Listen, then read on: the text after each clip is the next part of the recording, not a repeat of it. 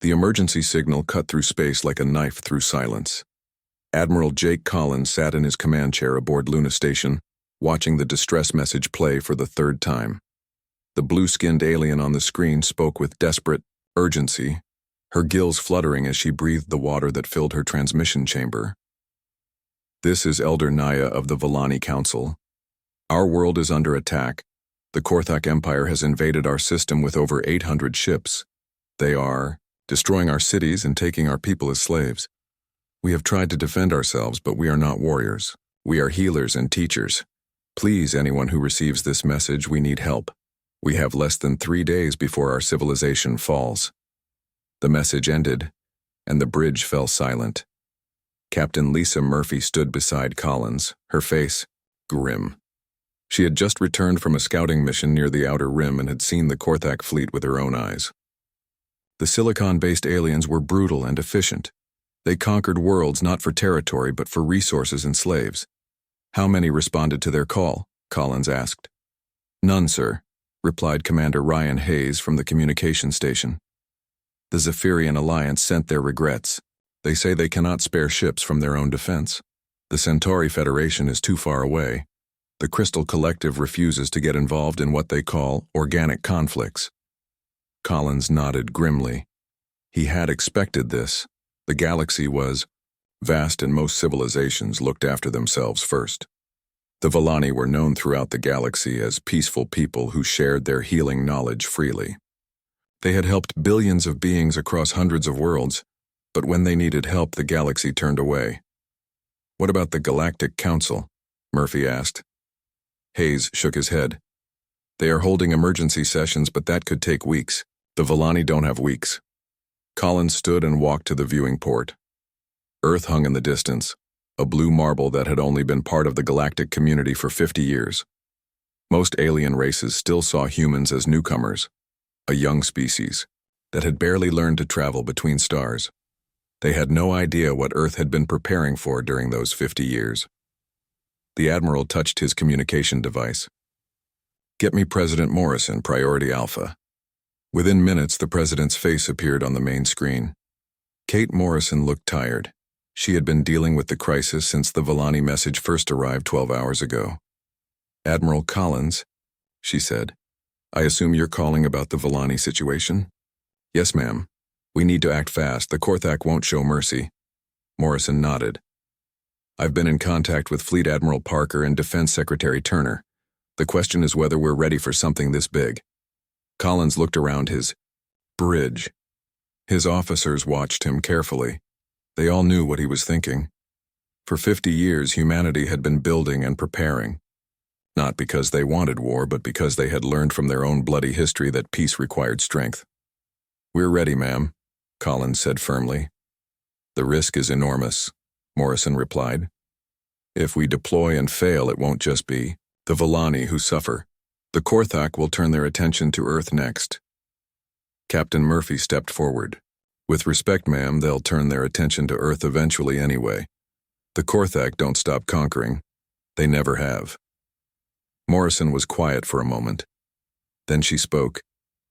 "Admiral, how long would it take to reach the Villani system?"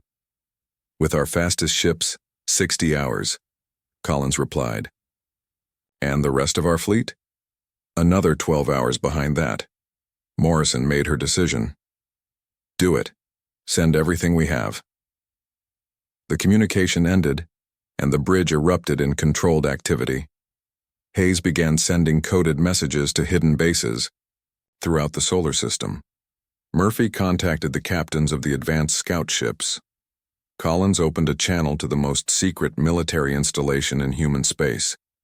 "This is Admiral Collins. Authorization Omega-77. Wake up the ghost. Fleet." Deep in the asteroid belt, lights began to flicker on aboard ships that had been waiting in the darkness for decades.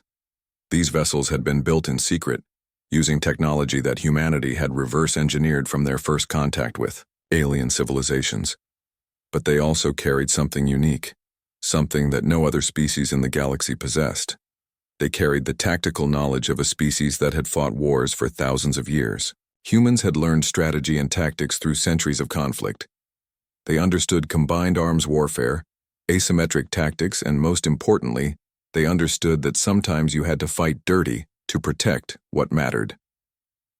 Captain Nick Foster received his orders aboard the stealth ship USS Phantom. His ship was one of 12 vessels equipped with experimental jump drives that could cross vast distances in hours instead of days. His mission was simple: reach the Volani system first and begin gathering intelligence. As Foster's ship jumped into hyperspace, similar scenes played out across the solar system. Hidden bases on Mars, Europa, and in the outer asteroid belt began launching ships. The vessels that emerged from concealment were sleek and deadly, painted black to blend with the darkness of space. Commander Amy Chen commanded a squadron of heavy cruisers that had been disguised as mining ships for the past 20 years. General Pete Lawson coordinated the deployment of marine assault ships from a base inside a hollowed-out asteroid. Admiral Grace Mitchell oversaw the launch of the main battle fleet from a shipyard hidden on the dark side of the moon, but the real surprise was still to come. Dr. Ben Watson, head of military research, sent a coded message to President Morrison. Project Armada is ready for deployment. Project Armada was humanity's deepest secret. For 50 years, they had been building not just a defense fleet, but an entire military infrastructure hidden throughout their solar system. They had learned from every war in their history, from every tactical manual ever written, from every lesson paid for in blood. The Volani message continued to broadcast across the galaxy, growing weaker as their cities fell one by one. The blue-skinned aliens fought bravely, but they were scientists and healers, not warriors. Their ships were designed for exploration and research, not war. But help was coming. Racing through hyperspace at speeds that would shock the galaxy, the human fleet moved toward the Volani system. The aliens who had dismissed humanity as a young, peaceful species were about to learn what humans could do when someone they cared about was in danger. Admiral Collins stood on his bridge, watching the stars stretch into lines as his ship jumped to faster-than-light speed. In 60 hours, the galaxy would see what Earth had been preparing for. They would learn that humans had spent 50 years getting ready for exactly this moment. The Volani had called for help, and humanity was bringing everything they had. President Kate Morrison sat in the underground war room beneath the White House, surrounded by screens showing star maps and fleet positions. The room buzzed with activity as military leaders coordinated the largest deployment in human history. What the galaxy didn't know was that this moment had been planned for decades. Fleet Admiral Sam Parker stood beside a holographic display showing ship movements throughout the solar system. The old admiral had gray hair and tired eyes, but his voice was steady as he briefed the president on their capabilities. "Ma'am, we have 437 ships ready for immediate deployment," Parker said. "Another 200 will be ready within 12 hours. Morrison stared at the numbers. 600 ships? How did we build so many without anyone noticing? Defense Secretary Alex Turner answered from across the room. "We've been preparing since first contact, ma'am. Every mining operation, every research station, every commercial shipyard has been dual purpose. We learned from our history that peace requires preparation." Dr. Ben Watson approached the president with a tablet in his hands. The scientist looked excited despite the grim situation. "Ma'am, this is our chance to deploy Project Armada. We've been testing the technology for years, but we've never had a real combat situation." "Explain," Morrison said. Watson activated his tablet and the main screen showed technical specifications. "We've reverse-engineered alien technology, but we've combined it with human tactical doctrine. Our ships are faster, more maneuverable, and carry weapons that alien species have never seen before." The president looked around the room. "Why didn't I know about all this?" Admiral Parker answered honestly. "Because presidents change every few years, ma'am. But the threat from hostile alien species is permanent. We needed consistency in our planning." Morrison felt a chill, but she understood. Democracy was humanity's strength, but it was also a potential weakness when facing enemies who planned in decades or centuries. "Show me what we have." The main screen changed to show live feeds from across the solar system. Ships emerged from asteroid bases, from hidden facilities on Mars, from camouflaged stations in the outer system. The vessels were sleek and deadly, their black hulls designed to absorb sensor scans. Captain Nick Foster's voice came through the speakers from deep space. "Admiral Parker, this is USS Phantom. We've completed our jump and are approaching the Villani system. Korthak forces are even larger than reported. I count 843 capital ships and twice that number of support vessels." Commander Amy Chen's squadron of heavy cruisers was 6 hours behind Foster, racing through hyperspace at maximum speed. Her ships looked like commercial freighters, but hidden beneath their hulls were military-grade armor and weapons that could punch through alien shields. General Pete Lawson coordinated Marine deployments from his command center. His troops had trained for years in zero-gravity combat, urban warfare in alien environments, and ship-to-ship assault operations. They were ready for battles that no human had ever fought before. "Ma'am," Admiral Parker said, "there's something else you need to understand. We haven't just been building ships, we've been studying every alien species we've encountered. We know their weaknesses, their tactics, their technology." Dr. Watson pulled up another display. The Korthak are silicon-based life forms. They think in rigid patterns and prefer overwhelming force. They've never faced an enemy that uses unpredictable tactics. Morrison nodded slowly. "What makes our tactics unpredictable?" "We learned warfare from each other," Watson explained. "Every human war, every battle, every strategic innovation is in our databases. We've studied Sun Tzu, Napoleon, Patton, and thousands of other tactical minds. No alien species has that kind of combat experience." Admiral Grace Mitchell's face appeared on another screen. She commanded the main battle fleet from a massive dreadnought that had been disguised as a space station for 20 years. "President Morrison, my ships are ready for deployment. We can reach the Villani system in 72 hours. "How many ships, Admiral?" Morrison asked. 147 in the first wave, ma'am. The second wave will follow with another 200 vessels. Morrison did the math in her head. Nearly 600 ships, all hidden from galactic surveillance, all ready for immediate deployment. It was an incredible achievement, but also a terrifying responsibility. Commander Ryan Hayes contacted them from Luna Station. "Ma'am, we're receiving updates from Captain Foster. The Villani are putting up brave resistance, but they're losing badly. Their cities are falling one by one." The President made her decision. "Deploy everything. All ships, all Marines, everything we have." Admiral Parker nodded and began issuing orders. Across the solar system, humanity's hidden fleet began moving toward the Villani system. The ships used jump drives that allowed them to cross vast distances in days instead of weeks, technology that humanity had developed by combining alien science with human engineering. But the real advantage wasn't technological, it was tactical.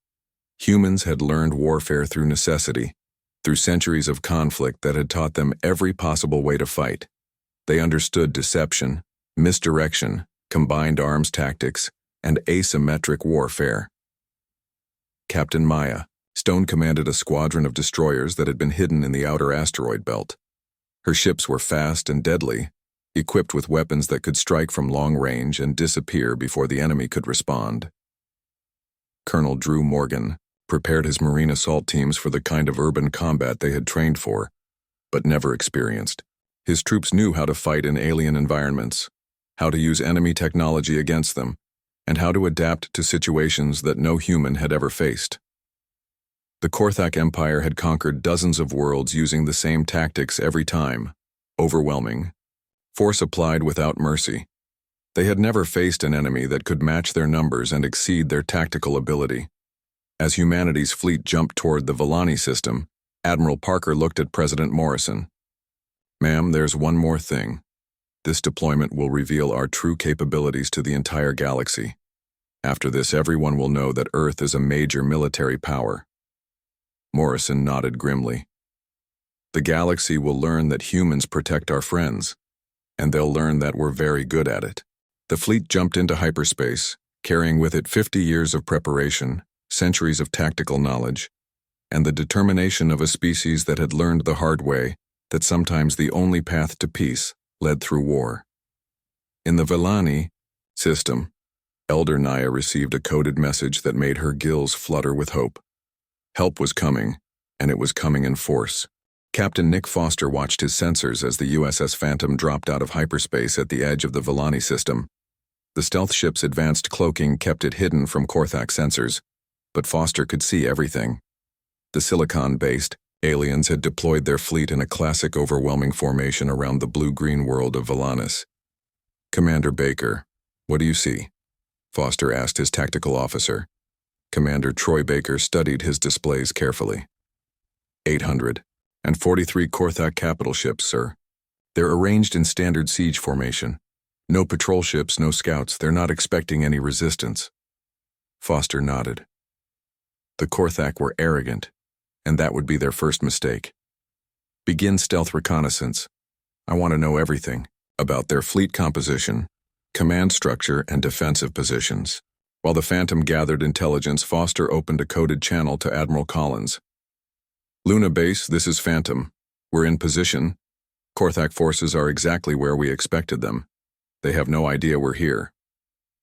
"Understood, Phantom," Collins replied. "Continue surveillance. Falcon Squadron arrives in 6 hours." Captain Lisa Murphy commanded Falcon Squadron, 12 heavy cruisers that had been disguised as commercial vessels for years. Her ships looked like bulk freighters, but beneath their ordinary hulls lay military-grade shields and weapons that could surprise any enemy. Murphy's ships dropped out of hyperspace just outside the system's gravity well.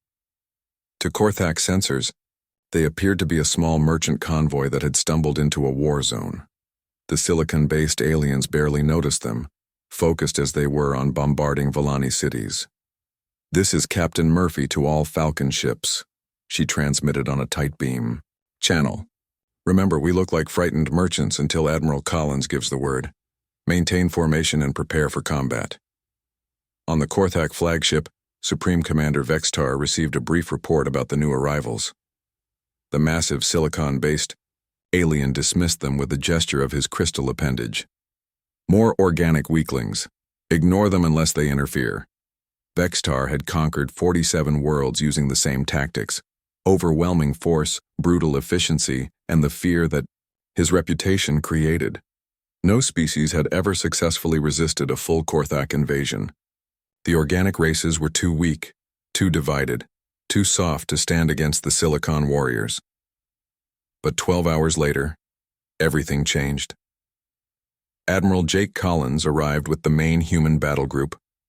147 ships dropped out of hyperspace in perfect formation, their black hulls gleaming under the system's twin suns. The vessels were unlike anything the galaxy had ever seen, combining alien technology with human tactical innovation. "This is Admiral Collins of the Terran Defense Force," he transmitted on all frequencies. "Korthak Fleet, you will cease your attack on the Vellani immediately and withdraw from this system." On his flagship, Vextar studied the new arrivals with growing confusion. The ships were clearly military vessels, but they belonged to the humans, a species that had barely mastered interstellar travel. "How many ships?" he asked his tactical officer. 147, Supreme Commander. "But they are from Earth. Intelligence reports indicate they have only a small defensive fleet." Vextar made a sound that might have been silicon-based laughter. "These young mammals think they can challenge the Korthak Empire, destroy them." What happened next shocked every observer in the system. As the Korthak fleet moved to engage, Captain Murphy's disguised cruisers suddenly revealed their true nature. Their false hulls dropped away, exposing weapons that immediately began targeting Korthak command ships. The merchant convoy had been a Trojan horse. At the same time, Admiral Collins deployed his fleet in a formation that no alien species had ever seen. Instead of the traditional wall of battle, human ships spread out in a three-dimensional web that surrounded and confused the Korthak forces. Captain Maya Stone commanded the destroyer squadron that struck first. Her ships were fast and deadly, equipped with weapons that fired projectiles at incredible speed. The Korthak had never faced kinetic weapons before, and their energy shields were useless against solid metal traveling at near light speed. "Target their command vessels first," Stone ordered. "Disrupt their communications and chain of command." The human tactics were unlike anything the galaxy had seen. Instead of fighting ship to ship in traditional formations, the humans struck at infrastructure, communications, and supply lines. They fought like a pack of wolves, coordinating their attacks to maximum effect. Commander Troy Baker, now aboard Admiral Collins's flagship, monitored the battle through advanced sensors. "Sir, we're getting reports from across the system. Human ships are engaging Korthak forces at 17 different locations simultaneously." Collins nodded grimly. This was the Terran doctrine in action. Never fight fair, never give the enemy time to regroup, and always strike where they least expect it. But the real shock came when Admiral Grace Mitchell arrived with the second wave. 200 more ships dropped out of hyperspace, including massive dreadnoughts that dwarfed even the largest Korthak vessels. Vextar stared at his tactical displays in disbelief. Where did they come from? Intelligence said the humans had fewer than 50 ships total. His tactical officer was equally confused. "Supreme Commander, our intelligence appears to have been completely wrong. The humans have deployed nearly 400 ships, and they're using tactics we've never encountered. The battle raged for 6 hours. Human ships struck like lightning, appearing suddenly to destroy key targets before vanishing into the darkness of space. Korthak forces, trained for traditional battles of overwhelming force, found themselves constantly outmaneuvered.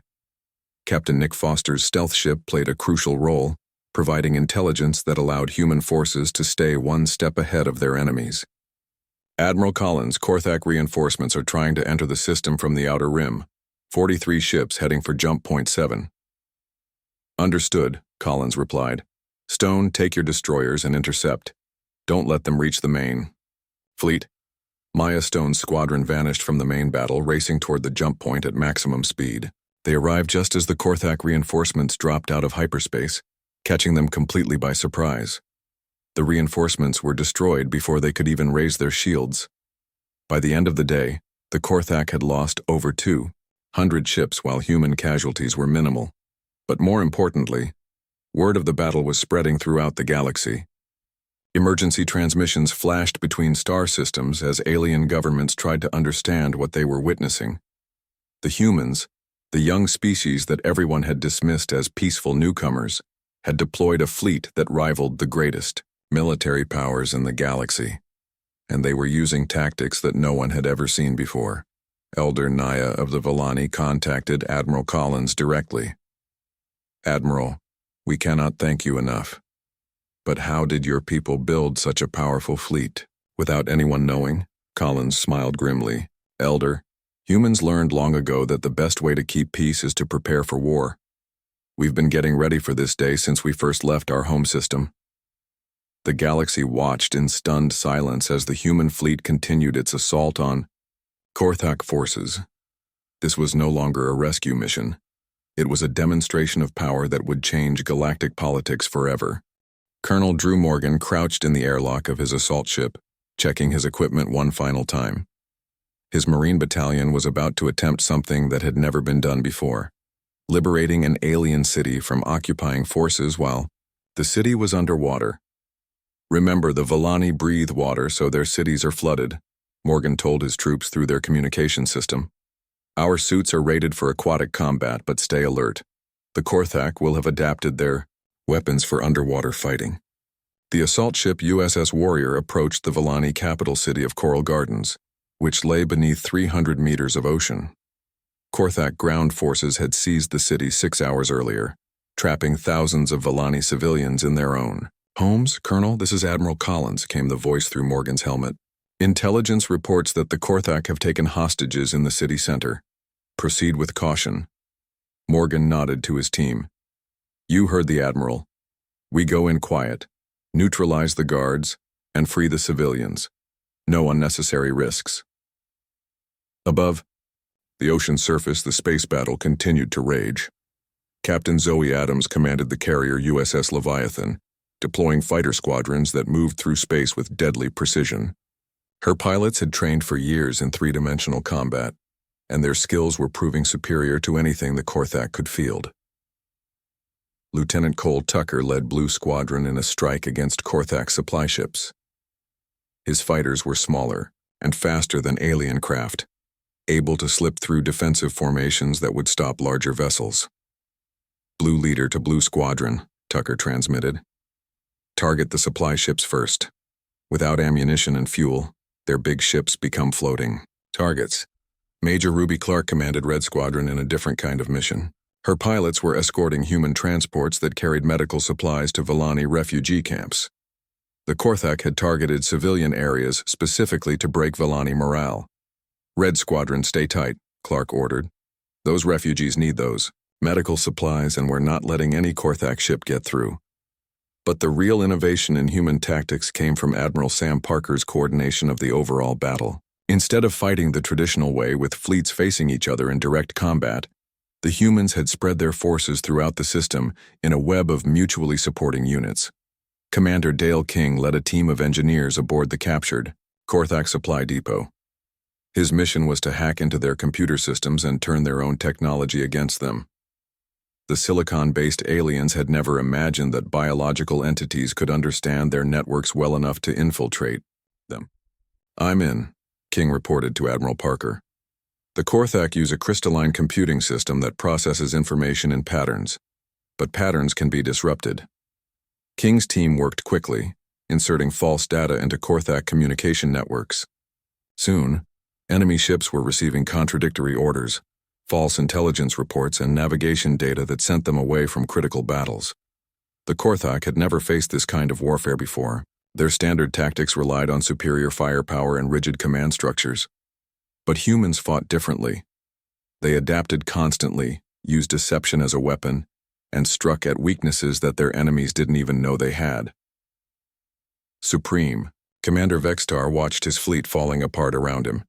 Ship after ship reported systems failures, communication breakdowns, and tactical confusion. The humans seemed to be everywhere at once, striking from unexpected directions with weapons that behaved in impossible ways. "How are they doing this?" Vextar demanded of his tactical officer. "Our fleet is 3 times larger than theirs, and we're losing." The tactical officer studied the displays with growing panic. "Supreme Commander, they're not fighting like any species we've encountered. They don't maintain formation. They don't follow standard tactical doctrine. They attack our weaknesses instead of our strengths." Under the ocean, Colonel Morgan's Marines moved through the flooded streets of coral gardens like underwater ghosts. Their suits allowed them to breathe and move normally in the aquatic environment, while their weapons had been specially designed for underwater combat. The Korthak occupying forces had never trained for aquatic warfare. They moved clumsily through the water, their heavy silicon-based bodies struggling against the liquid environment. Morgan's Marines used this to their advantage, striking from below and above simultaneously. "Team Alpha, take the government center," Morgan ordered. "Team Beta, secure the civilian shelters. Team Gamma, neutralize the command post." The Marines moved with precision born from years of training in every possible environment. They had practiced urban warfare in zero gravity, jungle combat on alien worlds, and desert operations under multiple suns. Underwater city fighting was just another challenge to overcome. Back in space, Captain Milestone's destroyer squadron had eliminated the Korthak reinforcements and was now hunting enemy command ships. Her vessels used advanced sensors to track silicon-based life signs, allowing them to identify which ships carried important officers. "Target the flagship," Stone ordered. "If we can capture or destroy their supreme commander, their fleet coordination will collapse." The human understanding of command structure came from centuries of military experience. They knew that removing key leaders could paralyze an entire army, and they had designed their tactics specifically to exploit this weakness.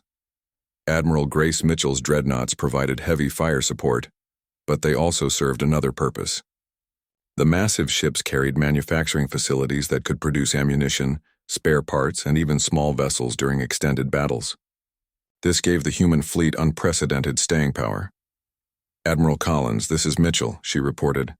"My manufacturing ships have produced 200 replacement fighters and enough ammunition to keep the fleet supplied for another week." Collins nodded approvingly.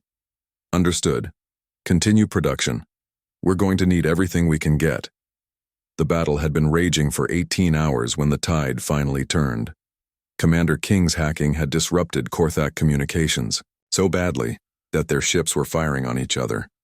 Colonel Morgan's Marines had freed the Vallani civilians and were now hunting down the remaining occupying forces. Captain Adams' fighters controlled the space around the planet completely, but it was Admiral Parker's strategic innovation that delivered the final blow. Instead of trying to destroy the entire Korthak fleet, he had identified their fuel depot ships and systematically eliminated them. Without fuel, the massive Korthak vessels became helpless. "This is Admiral Parker to all human forces," he transmitted. "The enemy fleet is immobilized. Begin accepting surrenders, but stay alert for any ships that still have power." Supreme Commander Vextar stared at his displays in defeat. His fleet was scattered, his communications were compromised, and his fuel supplies were gone.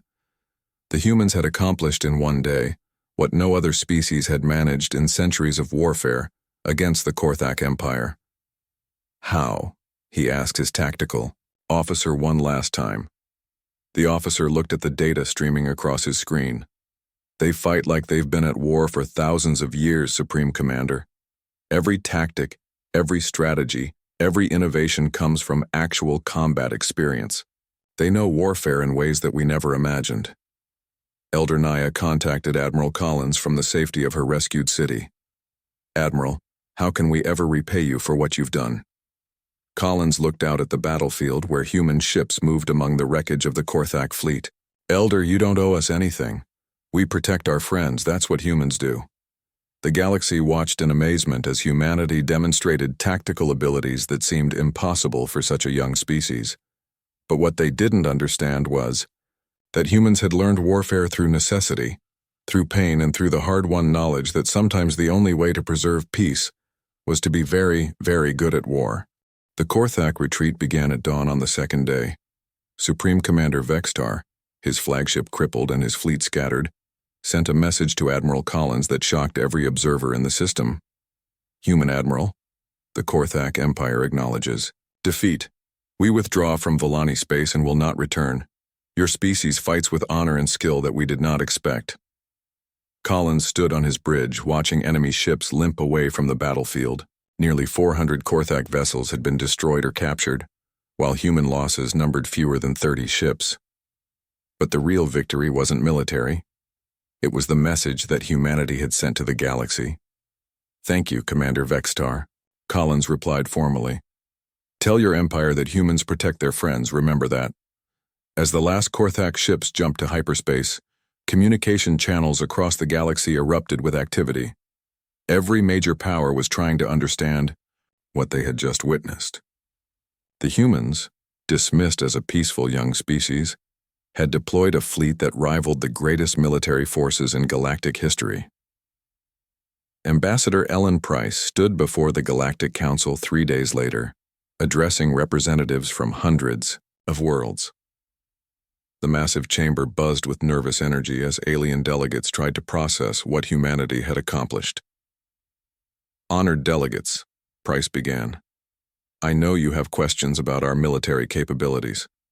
Let me be clear about humanity's position.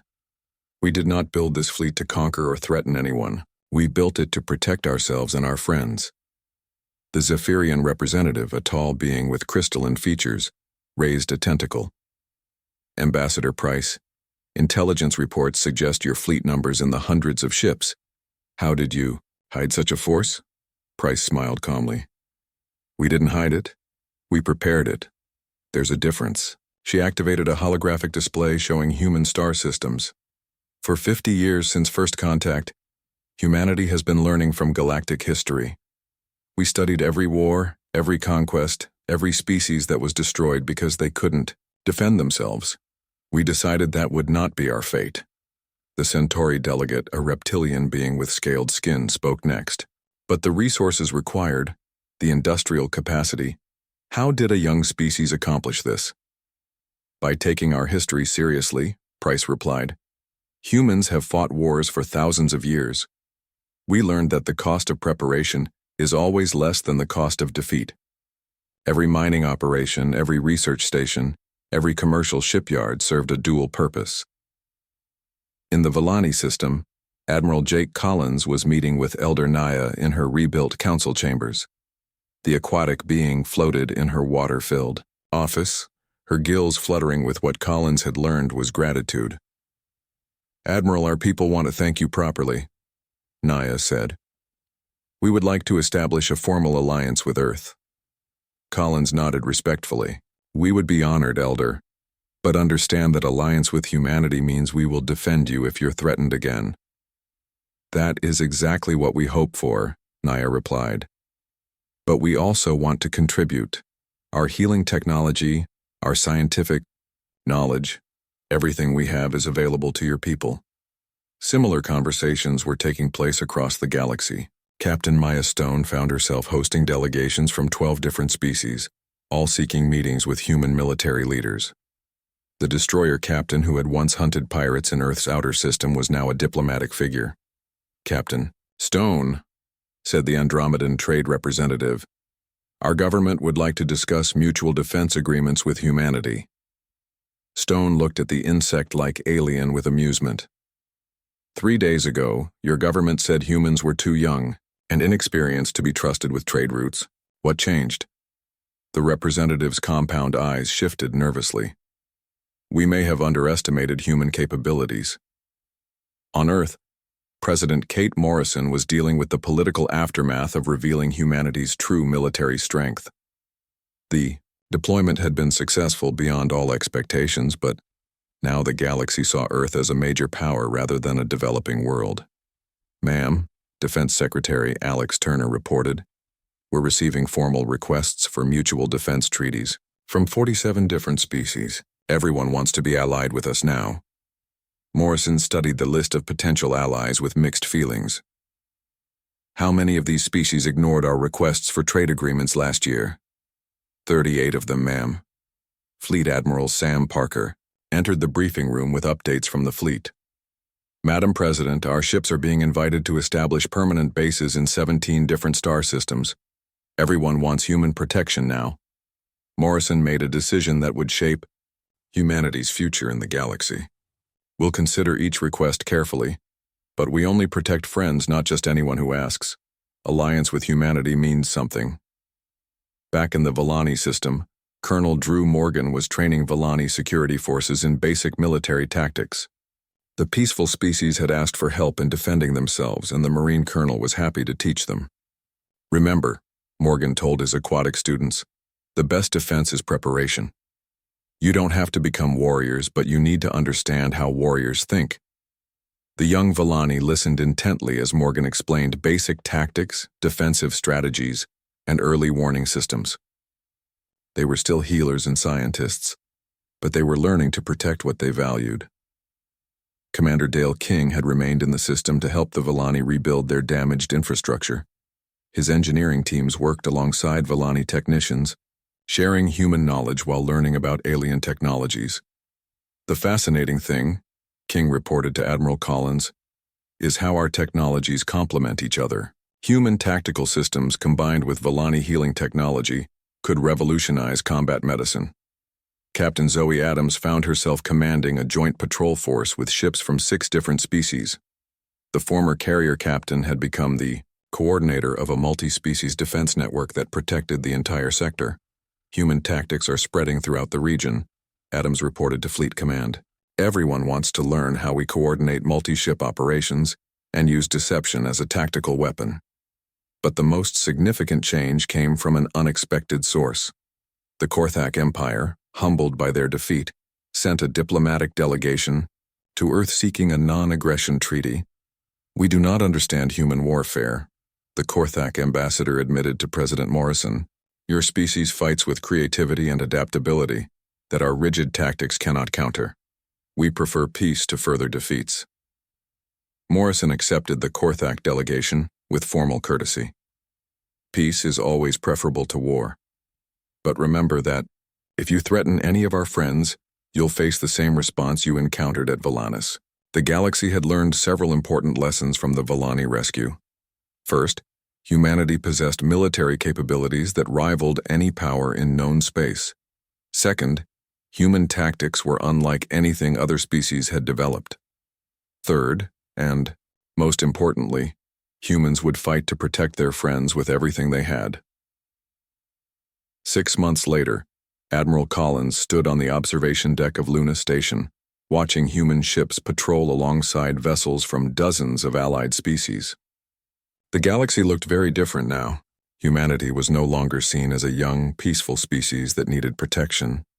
They were recognized as the defenders of those who couldn't defend themselves.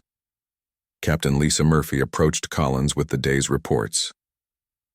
"Admiral, we have requests for assistance from 8 different systems: pirates in the Outer Rim, slavers near the Centauri border, and reports of another aggressive species moving into unexplored space." Collins nodded calmly. "Deploy the necessary forces. We have commitments to keep." The human fleet that had shocked the galaxy during the Villani rescue had become the foundation of a new galactic order. Species that had once ignored each other now worked together under human protection. Trade routes that had been dangerous were now safe. Aggressive empires thought twice before attacking peaceful worlds. Ambassador Price concluded her report to the Galactic Council with words that would be remembered for generations. Humanity learned long ago that freedom isn't free, and peace requires strength. We're willing to pay that price not just for ourselves, but for everyone who values freedom over tyranny. The galaxy had called humanity a young species, but they had discovered that humans carried the wisdom of warriors who had learned that the only way to preserve peace was to be unbeatable in war. The legendary fleet deployment at Valanus had become the foundation of a new era where those who chose peace could live in safety, protected by those who understood war.